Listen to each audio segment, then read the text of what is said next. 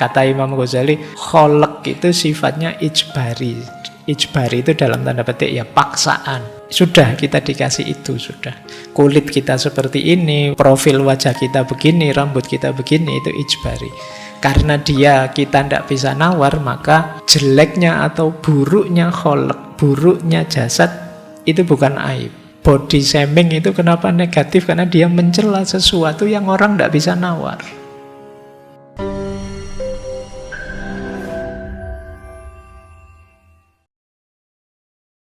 Baik, bismillah ya, kita mulai. Gimana caranya menaklukkan hawa nafsu? Yang pertama, kita awali dari self-awareness dulu. Kita sadari dulu diri kita untuk tahu posisinya nafsu itu di mana dan bagaimana. Ya sebagaimana para ulama, para sufi, Ibnul Jauzi juga meyakini bahwa manusia itu hakikatnya ya ruhaninya. Jadi sederhana kita sering bilang manusia itu jasmani, rohani. Nah, yang inti dari manusia itu ruhaninya. Jadi kita itu hakikatnya makhluk ruhani yang diberi casing jasad seperti ini. Berarti esensi kita itu ada di balik yang fisik ini.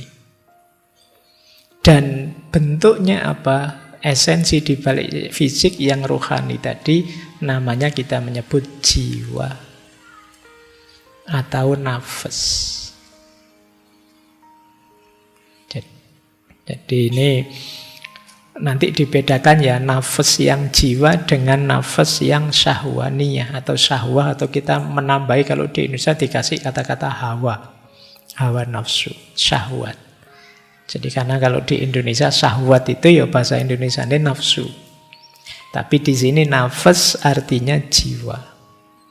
Jadi esensi kita itu ada di nafas, ada di jiwa. Fisik ini hanya casing. Kalau kata Imam Ghazali, fisik ini kholq, ciptaan yang sifatnya ijbari. Jadi casing itu pokoknya diberi paketan jadi. Beda dengan nafas jiwa. Kalau jiwa itu isinya banyak paket potensi. Bisa ini, bisa itu. Mau jahat bisa, mau baik bisa, itu ada di jiwa. Tapi kalau fisik ini paket, sudah paket jadi. Kita tidak bisa nawar. Oleh Allah diberi semacam ini. Maka kata Imam Ghazali, kholq itu sifatnya ijbari. Ijbari itu dalam tanda petik ya paksaan. Jadi sudah kita dikasih itu, sudah. Kulit kita seperti ini, profil wajah kita begini, rambut kita begini, itu ijbari. Karena kita tidak bisa nawar, maka jeleknya atau buruknya kholq, buruknya jasad, itu bukan aib. Jadi body shaming itu kenapa negatif? Karena dia mencela sesuatu yang orang tidak bisa nawar.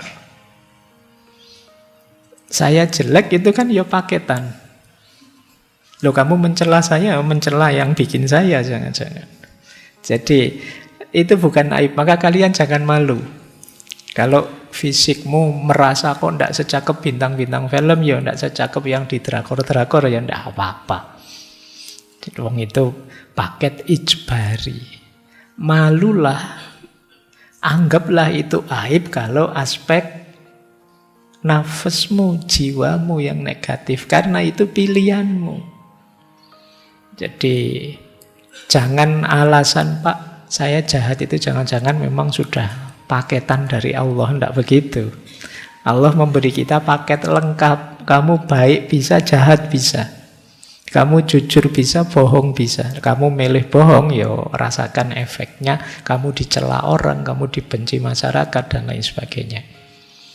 Jadi mari kita pahami dua. Maka ikhtiar kita yang paling banyak, ayo membereskan sisi dalam diri kita, jiwa kita. Meskipun jangan-jangan kita lebih sibuk dengan sisi luar, casingnya. Ya tidak apa-apa casing kita rawat baik-baik, karena casing ini yang mewadahi jiwa kita. Ya kalau casingnya remuk, casingnya sakit-sakitan, ya jiwanya ndak bisa, potensi-potensi tadi ndak bisa diaktualkan. Kalian sakit parah, ya ndak bisa kalau mau, Pak saya mau melakukan kebaikan ini, kebaikan itu, ya ndak kuat kamu, karena dia casingnya. Baik, menurut Syekh Ibnu Jauzi, jiwa kita itu unsurnya 3. Yang pertama akli, yang kedua ghadabi, yang ketiga syahwani. Jadi akal, daya rasional, kemudian ghadabi, ghadabi itu amarah. Jadi hasrat, ambisi, keinginan. Yang ketiga syahwaniyah. Syahwaniyah itu syahwat, dorongan.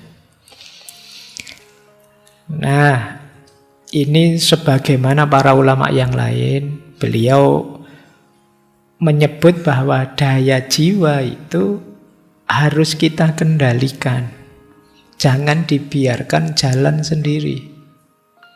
Kenapa? Karena dia bisa positif, bisa negatif. Jadi dimensi jiwa kita tadi loh, jangan kita biarkan saja. Oleh Allah kita diberi pilihan untuk milih. Awas keliru menghidupkannya. Akal itu bisa positif, bisa negatif. Positifnya akal apa? Yuk kita pakai untuk berpikir, mencari pengetahuan, mencari hikmah,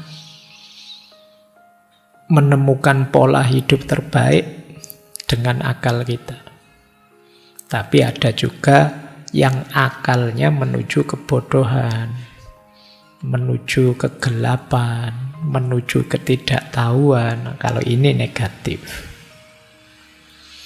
Kemudian keinginan, ambisi, silahkan saja. Wong manusia kalau tidak punya ambisi, ya dunia ini hambar. Kalian kan sering menyalahkan keinginan, menyalahkan cita-cita. Saya tidak usah punya banyak cita-cita. Keinginan sumber penderitaan. Kan kamu sering begitu. Loh, tapi kalau orang tidak punya keinginan, ya dunia ini mandek. Kalian berangkat ke sini, itu kan dasarnya juga keinginan kan. Kalian kuliah ya karena keinginan. Kalian kawin ya karena keinginan. Kalian bercita-cita kemarin demo ya karena keinginan. Kalau tidak punya keinginan sama sekali, mati dunia ini. Jadi ini yang namanya nafas amarah, atau istilah beliau juz'un ghadabiyun. Nah, keutamaannya yang amarah ini, nama istilah beliau adalah syaja'ah, berani. Beranilah bercita-cita. Ada orang yang tidak berani, namanya pengecut. Tidak berani berkeinginan, tidak berani bercita-cita. Meskipun jangan berlebihan. Berlebihan namanya nekat. Jadi berani itu sudah tengah-tengah, sudah pas. Berani itu kan berarti orang penuh perhitungan. Siap, saya merasa bisa, ayolah, itu berani namanya. Tapi kalau tidak ngukur kekuatan diri, nekat saja, itu namanya bukan berani, tapi bablas, nekat. Ada orang yang ingin saja tidak berani, padahal mungkin mampu, itu namanya pengecut. Loh, ini kan harus dikendalikan.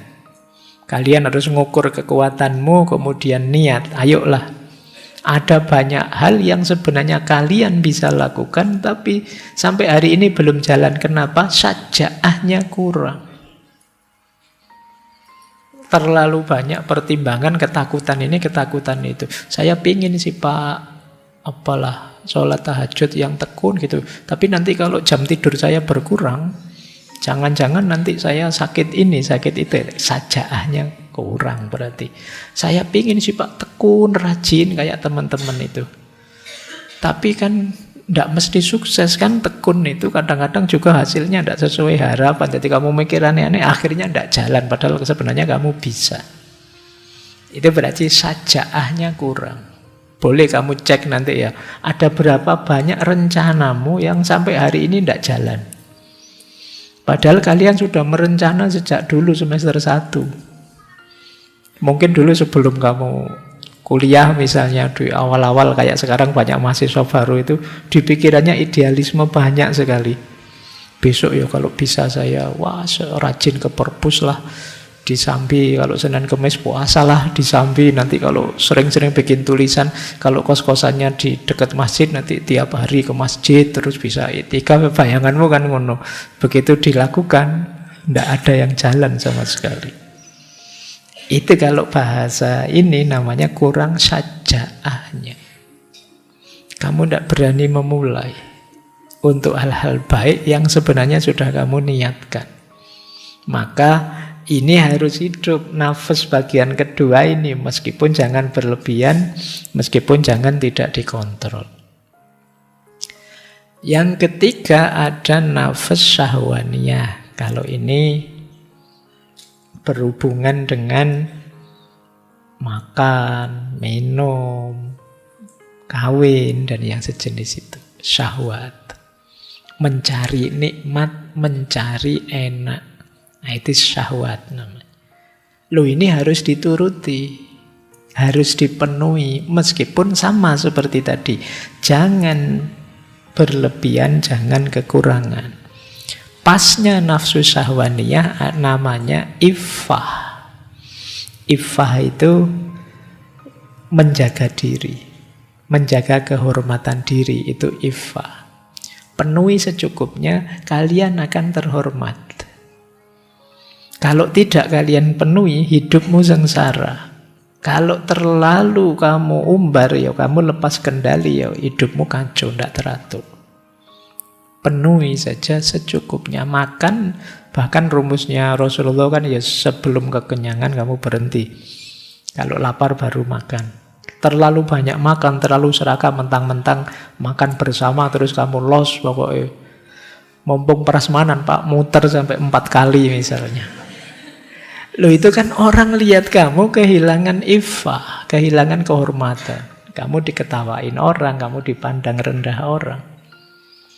Terlalu ngumbar apalah nafsu kawin, nafsu itu kan juga orang melihatnya kehilangan kehormatanmu. Alah, tiap hari kok mikir seks, terus guyonane itu, terus kan orang terus melihatmu jadi negatif. Itu yang disebut iffah. Penuhi saja secukupnya, jadi bekal kekuatanmu untuk menempuh hidup yang lebih baik. Jangan tidak dipenuhi, akan mengganggu. Ini sebenarnya agak dekat dengan teorinya Karl Marx sampai level tertentu ya, karena manusia itu ya di aspek materi, ekonomi itu dipenuhi kebutuhan dasarnya. Kalau ini belum terpenuhi, kamu tidak tenang untuk melakukan yang lebih tinggi dari itu. Kalau perutmu lapar, diajak belajar, diajak diskusi, ya puyeng, yang terbayang angkringan sama kafe. Tapi kalau sudah kenyang, sudah nyaman, kamu bisa belajar lebih anteng. Itulah syahwaniyah. Jadi ini 3 komponen jiwa kita. Komponen tadi, 3 tadi punya 3 daya. Kalau ini kekuatannya. Kalau yang awal tadi, yang akal tadi, namanya daya, namanya fuad. Fuad itu ya orang sering menyebut hati nurani paling dalam, tapi sebenarnya ini hubungannya dengan kepala. Daya rasional. Jadi daya jiwa yang mampu menerima informasi kemudian mengolahnya dengan akal. Daya berpikir. Kemudian sodr. Sodr itu dada. Ini simbolnya dada, maksudnya hati, berhubungan dengan rasa.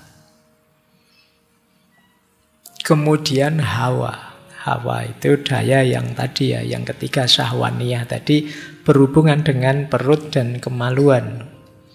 Jadi ini simbol dari kesenangan. Makan, minum, hasrat seksual. Jadi akal punya fuad, kemudian yang amarah tadi ada sodr, dan yang syahwaniyah ada hawa.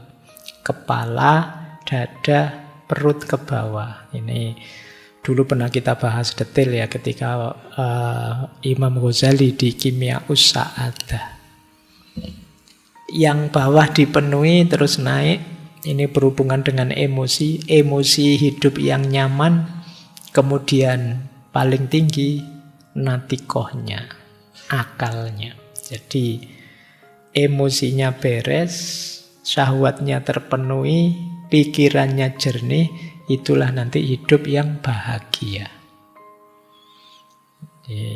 Inilah diri kita, daya jiwa kita. Sayangnya dari 3 bagian ini yang paling merepotkan kita biasanya yang bawah, hawa nafsu. Gimana sih cara mengendalikannya? Nah, malam hari ini kita membahas itu. Yuk, kita lanjutkan ya, bahas intinya. Apa sih hawa nafsu itu? Hawa itu apa sih? Beliau mendefinisikan nafsu itu begini loh. Ini dari Dhammul Hawa tadi ya. Ketahuilah bahwa nafsu merupakan kecondongan watak kepada sesuatu yang disenangi. Kecondongan ini diciptakan manusia demi kepentingan hidupnya. Jadi ini kecondongan jiwa kita.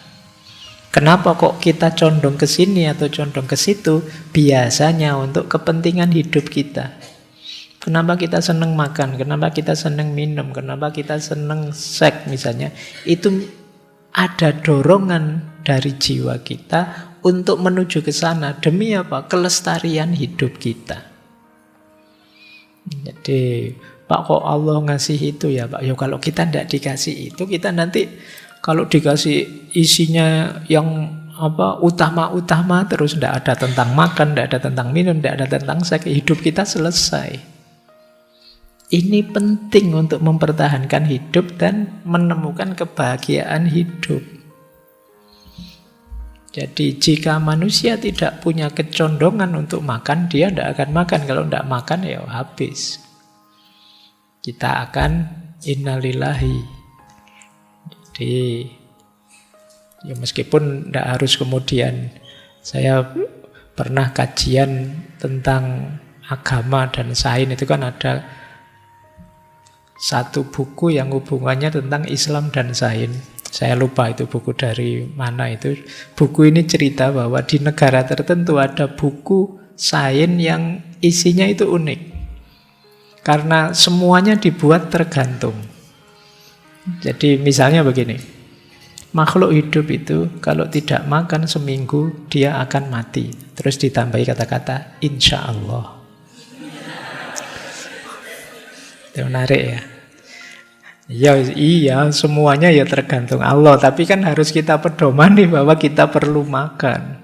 Pak Ashabul Kahfi itu Pak 300 tahun Pak di gua masih hidup seger. Iyalah, itu kan mukjizat, kejadian luar biasa. Tidak bisa dijadikan pedoman untuk hidup kita yang biasa. Jadi ya tidak harus kemudian semuanya diberi insya Allah. Jadi ya meskipun semuanya kuasanya Allah, tapi kan ada sunnatullah yang harus kita pedomani dalam hidup. Makan, minum, termasuk menikah. Jadi itulah hakikatnya nafsu. Jadi jiwa kita condong ke situ untuk mempertahankan hidup kita. Termasuk tadi ada amarah. Amarah itu berguna untuk menolak hal-hal yang mungkin menyakiti kita. Maka kata beliau, tidak seharusnya kita mencela nafsu secara mutlak. Yang dicela apa? Nafsu yang berlebihan, melampaui batas. Jadi melampaui batas kemaslahatan dan menolak kemudorotan. Jadi sekedar maslahat dan menolak mudorot ini saja yang kita cari, jangan berlebihan. Makan itu yo untuk bekal kita mencapai ideal yang lebih tinggi. Minum juga begitu, menikah juga begitu. Jangan finalnya hidup saya ya makan Pak misalnya ya. Eman-eman kita. Tujuan hidup kan tidak itu. Nah, yang dicela yang berlebih-lebihan seperti tadi. Baik. Nah, meskipun banyak orang dibelenggu oleh hawa nafsunya, berarti hidupnya diliputi oleh nafsu saja, yang dipikir perut ke bawah saja. Jadi yang dipikir nyari enak saja. Kita lihat nanti ya, apa sih jeleknya ini. Kemudian gimana cara membebaskannya. Kenapa sih kok kita tidak boleh hanya fokus pada hawa nafsu? Hati-hati. Karena hawa nafsu itu kalau meliputi diri kita, membelenggu diri kita, akan melahirkan dua fitnah. Kata Syekh Ibnul Jauzi, yang pertama namanya syubhat, yang kedua namanya syahwat. Syubhat itu hal yang tidak jelas, samar-samar, yang membuat kita ragu-ragu. Jadi ini godaannya nafsu sudah. Membuat kita bingung, membuat kita tidak mantap, membuat kita tidak yakin. Ini permainannya nafsu. Yang kedua syahwat. Jadi syahwat itu dorongan insting atau fitrah yang membuat kita cenderung, yang kalau kita melenceng tidak terkendali, dia menghancurkan kita. Jadi gara-gara syahwat ini, hidup kita, jiwa kita bisa hancur. Nanti di kitabnya Syekh Ibnul Jauzi menyebut setidaknya ada 17 macam syahwat yang kalau tidak kita kendalikan bisa menghancurkan jiwa kita. Ini kita cek ya, semoga tidak ada sama sekali dalam diri kita. Semoga. Yang pertama birahi. Usia-usia kalian ini biasanya yo sering tergoda di sini yo. Kawin merasa belum mampu. Ndak kawin kok tiap hari dipameri gitu-gitu misalnya. Pikiranmu kan itu ya, salahmu dewe yang kamu buka itu terus. Ini bisa menghancurkan jiwa, kamu kepikiran tiap hari, pikiranmu penuh dengan gambar yang begitu-begitu misalnya, itu birahi namanya. Yang kedua rakus, tamak, enak dan tidak mau berhenti, ingin terus-terusan. Jadi sudah nikmat, ingin nambah lagi, tidak mau berhenti. Ini rakus namanya. Tidak tahu kapan ngerem. Yang ketiga, kekuasaan. Nah, ini contohnya banyak. Jadi, kalau sudah masuk ke situ, tidak mau berhenti, ingin terus. Hati-hati, godaan semacam ini menghancurkan jiwa. Jadi merusak. Kalau jiwa kita sudah hancur, gelap dia, tidak peka lagi mana hitam, mana putih, mana baik, mana buruk. Jadi birahi, kerakusan, kekuasaan, kalau tidak kita kendalikan akan menghancurkan hidup kita. Yang keempat bakhil, pelit.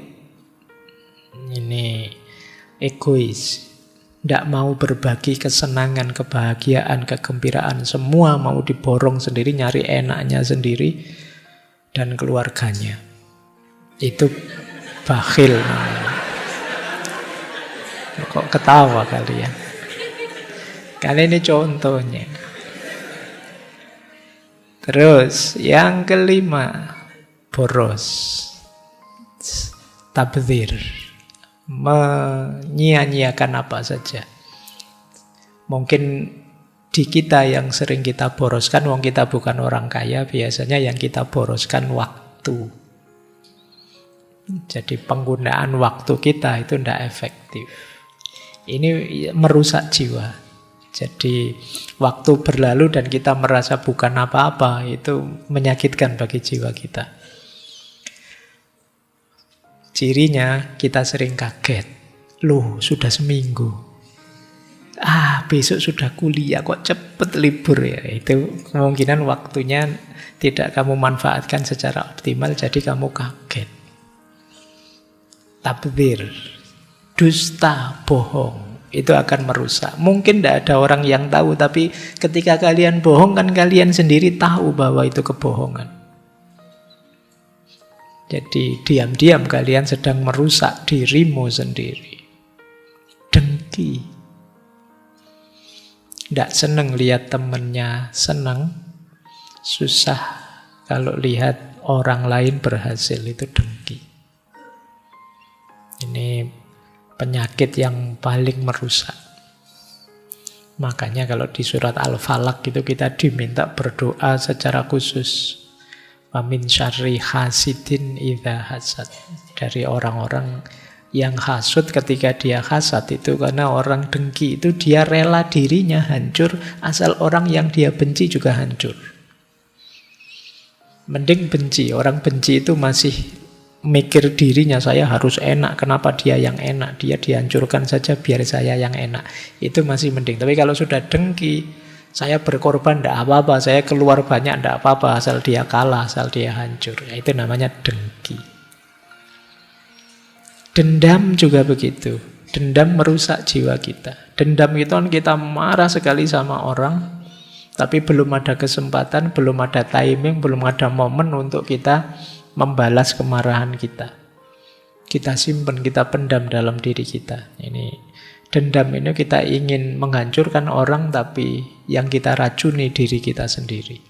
Karena kemarahan itu kita simpan terus dalam diri kita. Marah juga begitu. Marah ini di banyak, bahkan para filosof juga wanti-wanti kita hati-hati dengan kemarahan. Kalau sedang marah, mending cooling down, minggir. Jangan dilanjutkan. Biasanya salah ngambil keputusan. Sombong. Kalau ini tidak perlu dijelaskan ya. Ini penyakit yang sulit kita deteksi, tapi kadang-kadang muncul. Penyakitnya orang baik, penyakitnya orang sukses, itu sombong. Oke, dan sombong itu tidak harus milih siapa saja bisa sombong. Ada yang menyombongkan kepandaiannya, ada juga orang yang menyombongkan ketidakpandaiannya. Wes bodoh sombong lagi. Ngomong keras keliru dan bangga. Nah, ini kadang-kadang banyak yang begitu juga. Ujub ini agak unik ya. Sebenarnya dekat dengan sombong. Merasa tinggi, merasa besar. Nunggu dipuji orang. Siapa yang lebih hebat dari saya sekarang di Indonesia, itu ujub namanya. Jadi, baik. Riak, suka pamer. Ini hari ini kan peradaban kita peradaban pamer. Apa wae dipamerkan. Kita sedang ngapain saja dipamerkan. Sekali ngaji gini mungkin yang posting berapa saya tidak tahu. Ngaji baru sekali tapi postingannya sudah 11 kali. Ngajinya baru 40 menit. Nah, ya nanti kalau ditegur, mbok jangan banyak-banyak pamer. Ini bukan pamer ini tahadus bin nikmah ini. Kayaknya padahal pas ngaji yo ngantuk, yo pulangnya yo kapok-kapok itu, tapi yo tetap pokoknya baik. Yo hati-hati, dijaga sendiri-sendiri hatinya. Nah, ini menarik yang nomor 13. Ini istilah dari beliau, fudzulul fikr. Ini mungkin kalau bahasa Inggrisnya overthinking mungkin ya. Nah, sekarang kalian bisa pakai bahasa Arabnya. Fudzulul fikr. Itu membuat orang tidak sehat jiwanya. Keterlaluan, kokean mikir. Stres karepe dhewe. Nah, padahal tidak ada apa-apa. terlalu bulet mikirnya, akhirnya ya dia sedih sendiri, sumpek sendiri. Wong cuma ndak ada apa-apa. Sekedar gelasnya kesenggol misalnya jatuh, kamu mikirnya panjang, aduh betapa malunya saya, mesti sampai besok teman-teman ingat semua saya, wah mikirnya ruwet, padahal biasa tinggal diambil, disisihke biar nggak dianu orang kan selesai. Tapi kita sering bikin ruwet sendiri, itu fudzulul fikr. Nilai jatuh semester kemarin, Pak, nilai saya banyak E-nya, Pak. Ya sudah diperbaiki, kan selesai kan begitu. Tapi kan kamu mikir terus sampai, kok E ya, kok E ya. Iya wis waktanya E sudah. Mbok kamu pikir berulang-ulang ya tetap E. Diulang kan gitu aja selesai kok. Nanti diambil semester depan. Kita sering fudzulul fikr, overthinking. Putus itu bertahun-tahun tidak move on. Wong yo kenyataannya sudah ditinggal. Kamu pikir berulang-ulang pun tetap ditinggal. Move on lah, jangan stuck di situ. Nanti ada nasihat beliau bagi yang patah hati. Ya, karena Dhammul Hawa arahnya ke situ nanti. Kalau waktunya nyampe. Yang ke-14, terlalu sedih. Sedih manusiawi tapi terlalu sedih negatif. Janganlah ya. Terlalu senang juga begitu. Kalau kamu sukses, senanglah tapi yo ada titiknya. Fa'idha faroghta fansab. Lanjutkan berkarya lagi, lanjutkan berkontribusi lagi. Malas.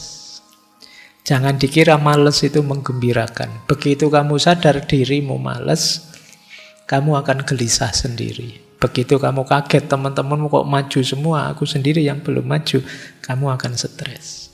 Malas menghancurkan jiwamu. Dan pesimis, himmah daniyah. Jadi pikirannya selalu yang jelek-jelek, yang bawah-bawah. Ini merusak kita. Jadi perhatikan ya 17 hal ini teman-teman kalau ingin memelihara jiwa kita. Ini 17 yang merusak kita. Bagaimana Pak caranya bebas dari 17 ini? Ada beberapa tips dari beliau ya. Yang pertama, ini mirip kalau dalam dunia tasawuf. Membebaskan diri dari hawa nafsu, yang pertama adalah tahliyah. Tahliyah itu pembersihan diri.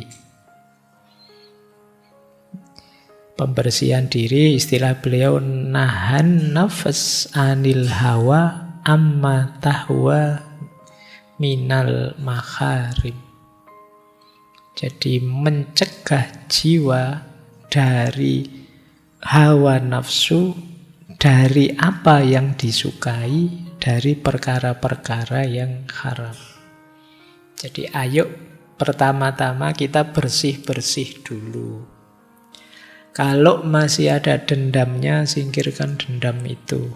Kalau masih ada malesnya, buang males itu. Ada sombongnya, buang dulu sombongnya. Ada ujubnya, buang dulu ujub itu. Ada riyaknya, buang dulu. Ini namanya tahliyah. Jadi bersih-bersih dulu, jangan dicampur.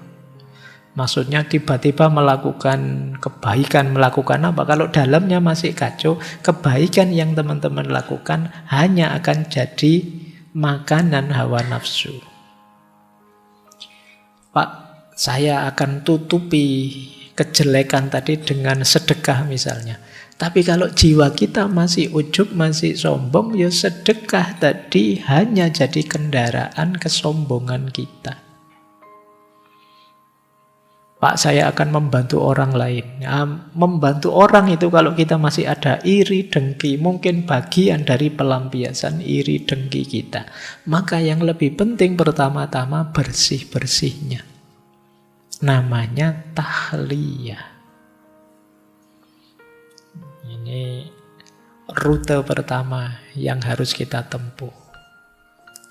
Kalau teman-teman ada waktu muhasabah, coba cek ya, yang negatif dari kita apa, kita bersihkan. Kalau mikir sendiri tidak bisa, tanya teman. Aku itu jelekku apa ya? Meskipun ya luar biasa kalau ada orang tidak sadar jeleknya apa itu. Orang lain, wah kamu cerewet, wah kamu sombong sekali, kamu itu. Mungkin kalau ada teman dekat boleh tanya. Kalau teman juga susah, musuh. Kata Imam Ghazali, gunanya punya musuh itu antara lain bisa menunjukkan di mana kejelekanmu. Jadi kalau kamu punya musuh, coba kamu cek postingan-postingan musuhmu tentang dirimu. Itu biasanya lebih terus terang. Kalau teman mungkin ngomongnya masih basa-basi, masih ditutup-tutupi. Begitu musuhmu terang-terangan sudah bilangnya. Jadi bahagialah kalian yang masih punya haters. Karena dia yang akan menunjukkan jelekmu di mana saja. Tanpa kamu bayar, dia dengan ikhlas ngasih tahu jelekmu di mana. Dan ini untungnya di situ. Kita manfaatkan untuk takholli, bersih-bersih diri. Jangan-jangan saya memang begitu. Oh ternyata di mata orang lain saya itu menyakitkan, saya itu pemarah, saya itu. Nah itu kita bersihkan dulu. Namanya takholli. Kalau sudah takholli, lanjut ke langkah kedua. Jadi takholli tadi bentuk masdarnya takhliyah.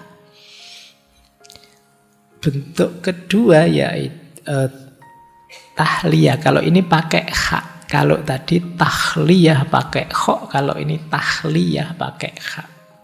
Yang tadi takholli, yang ini tahalli. Kalau ini baru kita isi dengan perbuatan baik. Jadi setelah tadi dibersihkan baru diisi. Man ahabba tasfiyatal ahwal falyajtahid fi tasfiyatil a'mal. Barang siapa yang suka kesucian dirinya, maka dia harus sungguh-sungguh menyucikan amal-amalnya. Jadi kita isi dengan amal baik sebanyak mungkin. Kalau versinya Syekh Ibnul Jauzi, rutenya tahliyah itu ini. Mendaki makom-makom ini. Yang pertama mujahadatun nafas tadi ya, memerangi nafsu yang jelek-jelek. Setelah itu kita tobat. Setelah itu kita sabar dalam menjalankan kebaikan. Setelah itu kita muhasabah, mengevaluasi apa yang masih kurang, apa yang keliru dari yang sudah saya jalankan selama ini. Setelah itu tafakur, merenungi diri. Merancang apa yang harus aku lakukan, apa yang jangan aku lakukan. Kemudian kita hiasi kebaikan itu dengan khauf, rasa takut pada Allah sekaligus roja, harapan pada Allah. Puncaknya mahabbah. Ini saya jelaskan cepat ya, karena masing-masing nanti ada pembahasannya sendiri-sendiri. Tapi tidak malam hari ini. Karena panjang, kayak saya jelaskan satu-satu. Malam hari ini kita fokus melawan hawa nafsunya dulu. Kapan-kapan kita belajar. Taubat sudah pernah kita bahas, sabar sudah, muhasabah sudah, tafakur pada saatnya, khauf dan roja sudah, mahabbah sudah sering. Kalian cari satu-satu di temanya ngaji filsafat. Kalau saya jelaskan nanti ngulang. Inilah rute tahliyah. Rutenya tahalli, tapi syaratnya takholli dulu. Bersih-bersih diri. Saya lanjutkan.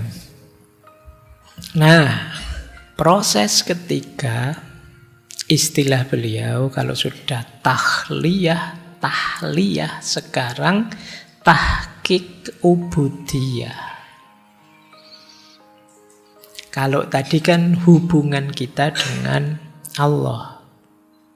Kita bersihkan diri, kita isi dengan kebaikan-kebaikan. Sekarang kita tahqiq. Tahqiq itu kita aktualkan diri kita yang sudah baik, kita aktualkan dalam kehidupan sehari-hari.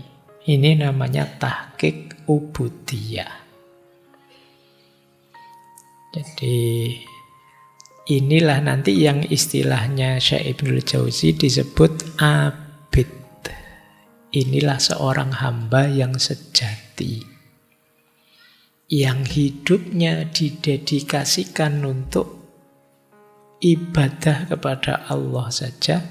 Ketika dia melakukan ibadah kepada Allah itu sebagai buahnya, otomatis dia jadi orang baik. Ketika dia jadi orang baik, dia bisa berkontribusi positif pada lingkungan dan masyarakatnya. Jadi abid itu jangan dikira orang yang ibadah saja terus di masjid saja isinya. Tidak begitu.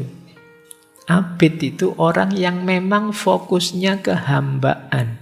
Tapi dengan fokus kehambaan itu justru memuncak kemanusiaannya. Jadi tidak kok lupa dengan kehidupan kemanusiaannya. Makanya banyak para sufi itu yang dulu sekaligus pejuang. Banyak para sufi yang juga pahlawan, membebaskan diri dari penjajahan. Bukan berarti terus mereka tidak peduli agamanya atau kemudian meninggalkan dunianya. Tidak, dua-duanya jalan. Menjadi manusia itu yang paling ideal adalah sekaligus menjadi hamba. Menjadi hamba yang paling ideal, ia menjadi manusia. Jadi ini satu paket sebenarnya. Itu kalau istilahnya Syekh Ibnul Jauzi tahqiqul ubudiyah. Jadi aktualisasi atau realisasi dari jiwa yang sudah bersih, sudah cuci dalam penghambaan kepada Tuhan. Jadi ini rutenya. Saya belum menjelaskan tipsnya ya. Tips tahliyah gimana, tahaliyah gimana. Tapi diawali dari bersih-bersih, kemudian diisi dengan perbuatan baik, kemudian dibiaskan, diaktualkan dalam kehidupan sehari-hari. Inilah bukti bahwa kita sudah bebas dari jeratan hawa nafsu.